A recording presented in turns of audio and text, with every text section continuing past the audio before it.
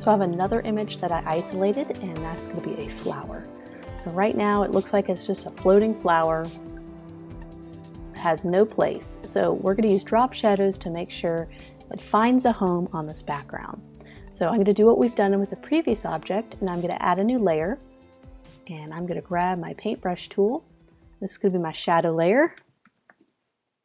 I've got my paintbrush tool, and I'm going to draw where I think the shadow will be cast. So I'm seeing kind of some a light source kind of coming from this direction. You can see the light kind of hitting this side of the stem. So I'm just going to play with that and go with that kind of light source coming down here. So if the light source is coming from the top, it's going to cast shadows right around here, maybe just a very sliver down the stem, and it's also going to cast a shadow that goes out on the little leaf here. So let's do up here a little bit, and let's put our shadow layer behind, and we're just guessing right now where it would go. I'm just doing big block and always erase my shadows a little bit later. Just do a little bit up here. These are really archaic at the moment, but we'll fine tune it a little bit better later. So let's reduce the opacity a little bit, and let's fine tune our shadow. Let me see if I can zoom in. There we go, perfect. So that's actually not bad. We do need to kind of make the shadow that's cast by this leaf a little bit more the same shape. So let's do that. Let's grab our eraser tool, and let's go ahead and erase a little bit of this. And we don't need any shadow here. So if I did any shadow on this side, we can go ahead and delete that for right now. Kind of go in. I can do my 50% opacity. Oh, it's already on 40% opacity.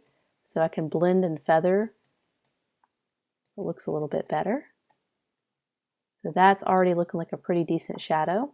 Probably don't need as much shadow here, simply because, oops, we don't need as much shadow here because it's just the stem being cast down here. So let me delete that. Any shadows here? We don't need shadows here. So that's pretty good. I think we can make our shadow even darker. So let's go back and increase the opacity just a tad. And the darker you make the shadow, the more impact it has. So you can see how that looks. And let me delete a little bit here. That was a little too fat of a shadow. And I think there's still some shadow being cast here. You can see how realistic that looks. Let's just back it off one notch, maybe right about here. So it does, it looks like it's laying flat on the ground, and that you have a light source coming from the top here. And there might be a little bit of a shadow cast here, right there in that area. So let's see how that looks. So I'm just going to draw a little bit of a shadow. Let's get our paintbrush tool, maybe one right there. We can always take our eraser tool and fine tune it. Maybe it's just a tiny shadow. Maybe it's just like a very little bit from that back part, maybe casting, maybe this flower blocks the light a little bit there and casts a shadow. So that is one way. Maybe we can come in, tighten that a little bit. We do a very, very subtle feathering here. So I'm not deleting all of it. I'm just deleting maybe 15% here. Perfect. I think that looks fantastic. Let's zoom out. Let me back the shadow off just a little bit, make it a little more opaque.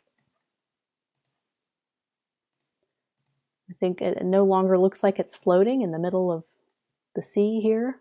It looks like it's a little more ingrained in the background. It looks like it's really, it's not a floating flower in the middle of nowhere. So I love this shadow. We're going to try a different type of shadow with this flower next.